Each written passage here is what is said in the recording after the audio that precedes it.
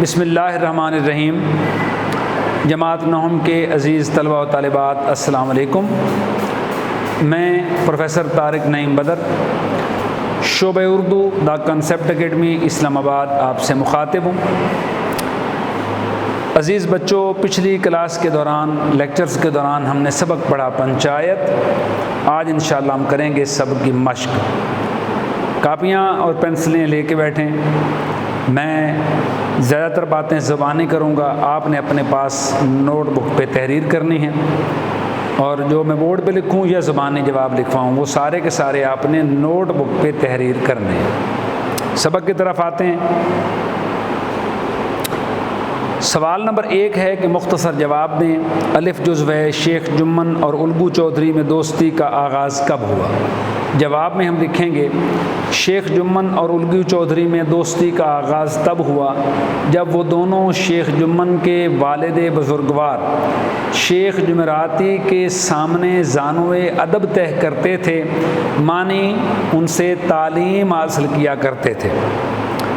بے جزو، شیخ جمن کی بیوی کا خالہ کی ملکیت کے ہبہ نامے کی رجسٹری کے بعد خالہ سے کیسا سلوک تھا؟ جواب میں ہم لکھیں گے شیخ جمن کی بیوی کا خالہ کی ملکیت کے ہبہ نامے کی رجسٹری کے بعد خالہ کے ساتھ سلوک نہایت برا تھا۔ جب تک ہبہ نامے کی رجسٹری نہیں ہوئی تھی تب تک خالہ کی بڑی خاطر مدارتیں ہوتیں، لیکن رجسٹری ہوتے ہی شیخ جمن کی بیوی بی فہمین نے سالن کی مقدار روٹیوں سے بھی کم کر دی۔ جیم جزو، الگو چودھری کے پنچ مقرر ہونے پر شیخ جمن کیوں خوش تھا؟ جواب میں ہم لکھیں گے الگو چودھری کے پنچ مقرر ہونے پر شیخ جمن اس لیے خوش تھا کیونکہ الگو چودھری اس کا بچپن کا دوست تھا اور ان کا آپس کا بڑا یارانہ تھا۔ اس لیے شیخ جمن کو یقین تھا کہ الگو چودھری کبھی بھی میرے خلاف فیصلہ نہیں کرے گا۔ دال جزو، الگو چودھری نے کیا فیصلہ سنایا؟ جواب میں ہم لکھیں گے الگو چودھری نے یہ فیصلہ سنایا کہ شیخ جمن کھیتوں سے معقول منافع ہوتا ہے، تم خالہ جان کے معقول ماہوار گزارے کا بندوبست کر دو، ورنہ ہبہ نامہ منسوخ ہو جائے گا اور زمین دوبارہ خالہ کے نام منتقل ہو جائے گی۔ ہے جزو، الگو چودھری کا فیصلہ سن کر شیخ جمن کا رد عمل کیا تھا؟ جواب میں ہم لکھیں گے الگو چودھری کا فیصلہ سن کر شیخ جمن نے اپنے جاننے والوں سے کہا کہ بھائی اچھی دوستی نبھائی، جب اپنے کسی پر اعتماد کیا جائے تو وہی گردن پر چھری پھیر دے۔ یعنی میں نے الگو چودھری کو اپنا سمجھ کے اسے پنچ مقرر کیا تھا اور اس نے میرے ہی خلاف فیصلہ دے دیا۔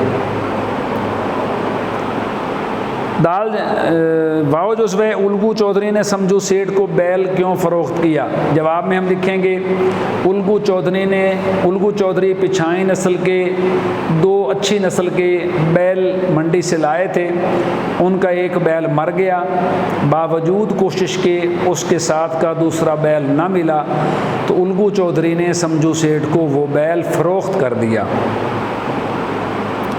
زے جزو، سمجھو سیٹھ نے الگو چودھری سے خریدے ہوئے بیل کے ساتھ کیسا سلوک کیا؟ جواب میں ہم لکھیں گے سمجھو سیٹھ نے الگو چودھری سے خریدے ہوئے بیل کے ساتھ نہایت برا سلوک کیا۔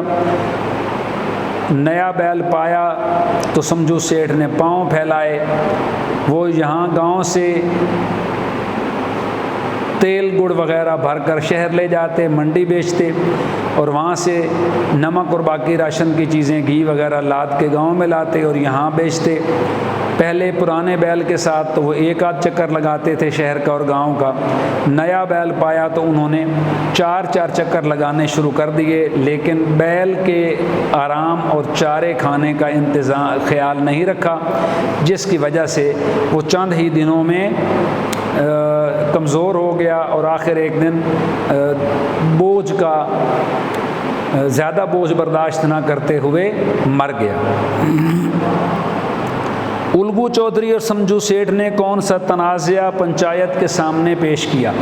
جواب میں ہم لکھیں گے الگو چودھری اور سمجھو سیٹھ نے بیل کی قیمت کا تنازعہ پنچایت کے سامنے پیش کیا۔ تو یہ جزو شیخ جمن نے فیصلہ سناتے ہوئے انصاف کے اصولوں کو کہاں تک پورا کیا؟ جواب میں ہم لکھیں گے شیخ جمن نے فیصلہ سناتے ہوئے انصاف کے اصولوں کو مکمل طور پر پورا کیا اور حق اور سچ کا فیصلہ کیا۔ اس نے اپنے دل کے بغض کو، اپنے دل کی جو اس کے انتقام کی کارروائی، اس کے دل میں جو انتقام کی کارروائی پنپ رہی تھی، اس کے دل میں جو انتقام کی کارروائی پل رہی تھی، اس نے اس انتقامی کارروائی کو اپنے دل سے محو کر کے بھلا کے اور کس کا ساتھ دیا؟ حق اور سچ کا ساتھ دیا۔ سوال نمبر 2 ہے کہ سبق کو پیش نظر رکھتے ہوئے خالی جگہ پر کریں۔ الف جزوہ شیخ جمن اور الگو چودھری میں بڑا خالی جگہ تھا، یہاں آئے گا یارانہ، یعنی جملہ ہو جائے گا شیخ جمن اور الگو چودھری میں بڑا یارانہ تھا۔ بے جز جمن جب حج کرنے گئے تھے تو اپنا گھر الگو کو سونپ گئے تھے، یہاں اپنا گھر آئے گا تو جملہ ہو جائے گا جمن جب حج کرنے گئے تھے تو اپنا گھر الگو کو سونپ گئے تھے۔ ان کے باپ پرانی وضع کے آدمی تھے، یہاں آئے گا پرانی وضع، جملہ ہو جائے گا ان کے باپ پرانی وضع کے آدمی تھے۔ شیخ جمعراتی خود دعا اور فیض کے مقابلے میں تازیانے کے زیادہ قائل تھے، خالی جگہ میں آئے گا تازیانہ۔ جمن نے وعدے وعید کے سبز باغ دکھا کر خالہ اماں سے وہ ملکیت اپنے نام کرا لی تھی۔ خالہ جان اپنے مرنے کی بات نہیں سن سکتی تھیں، اگلا جو جزو ہے اس میں آئے گا مرنے، خالہ جان اپنے مرنے کی بات نہیں سن سکتی تھیں۔ اس کے بعد ہے بوڑھی خالہ نے اپنی دانست میں تو گریہ زاری کرنے میں کوئی کسر نہ چھوڑی تھی، گریہ زاری لکھیں گے، رونا دھونا۔ شیخ جمن کو بھی اپنی عظیم الشان ذمہ داری کا احساس ہوا۔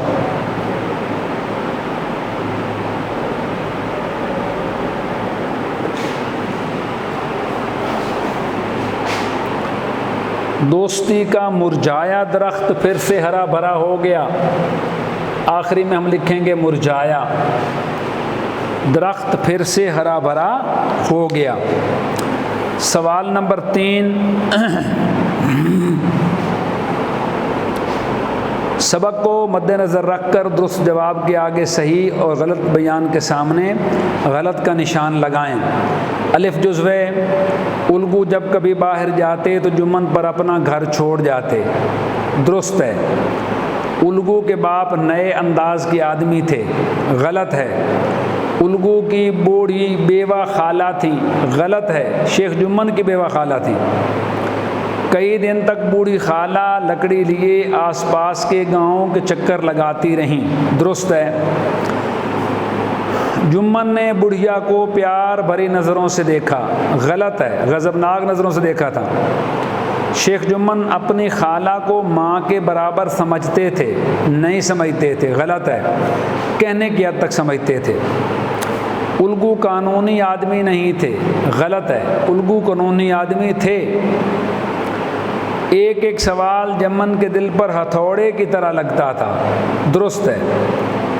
پنچایت کے 1 ہفتے بعد ایک بیل مر گیا، غلط ہے، 1 مہینے کے بعد مرا تھا۔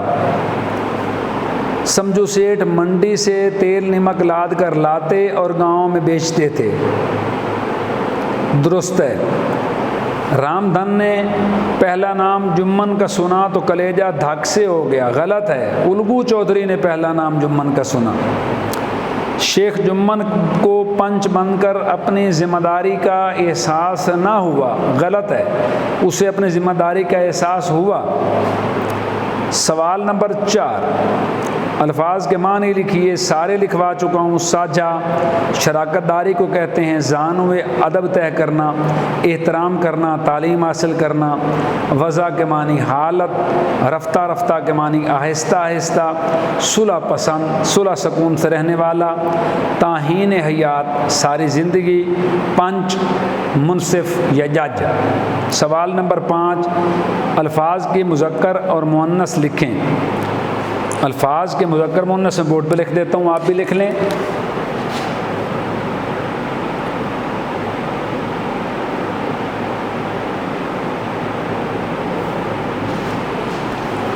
پہلے ہم دیے گئے الفاظ لکھتے ہیں۔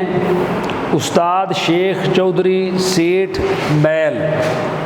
استاد،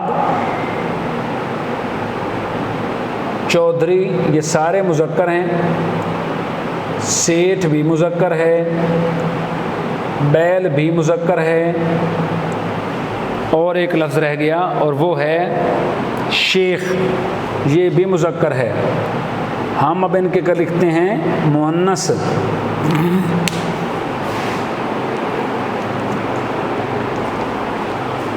استاد کا مؤنث ہوگا استانی، چودھری کا ہوگا چودھرائن، سیٹھ کا ہوگا سیٹھانی، بیل کا ہوگا گائے، شیخ کا ہوگا شیخانی۔ یہ لازمی آ جاتے ہیں پیپر میں، ان کو اچھی طرح سے یاد کرنا ہے، لکھ لیں اپنے پاس۔ اس کے بعد ہے اعراب لگائیں، اعراب بھی ہم لگا دیتے ہیں۔ وضع، تحصیل علم، فروغ گذاشت۔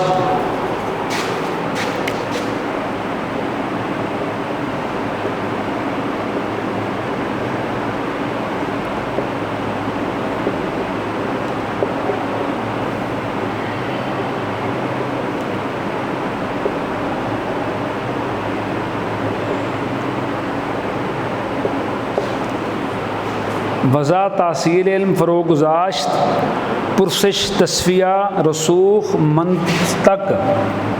پرسش، رسوخ، منطق،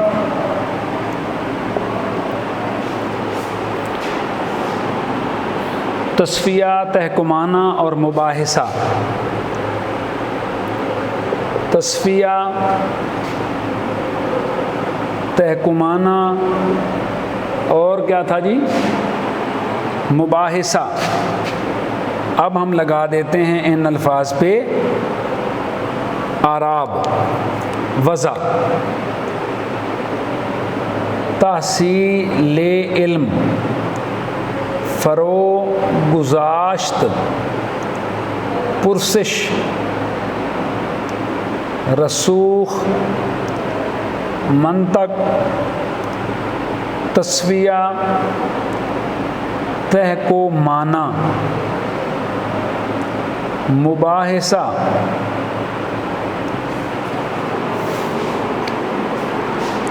اس کے بعد سبق کا خلاصہ، یہ ہمارے سلیبس کا حصہ نہیں ہے، تو اب آ جاتے ہیں سوال نمبر 9 پہ۔ درج ذیل مختلف محاوروں کو دو دو جملوں میں استعمال کیا گیا ہے۔